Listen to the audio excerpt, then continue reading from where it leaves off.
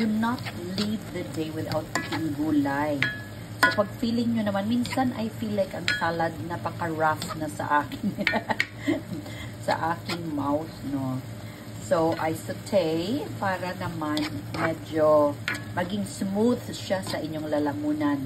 Pero huwag gawing lata. Pag mga ganyan, so 2 minutes lang siya nagisa. Okay, remove it from the stove. Yan, at least medyo malambot-lambot na siya sa lamunan. Pero kailangan nyo namang nguyain. O, diba? At least, hindi talaga yung fresh na rough and dry. Okay, meron akong celery at rucola, spinach, iba't iba, no? Ginisa ko siya sa onion and garlic. At ang paris ng gulay, ating leftover na lamb afritada. Although parang hindi siya match, pero carry lang. Basta mayroon tayong kakainin before ako bumalik sa aking online study day.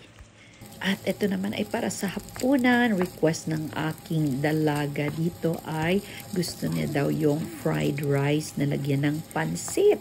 So, yours is ready, my lovely girl. Tingnan niyo naman ang portion ni Daddy Chef. Gusto niya talaga ay napakaanghang. O siya, ikain lang po namin kayo ha. Happy eating and cooking everybody. Take care and God bless us all.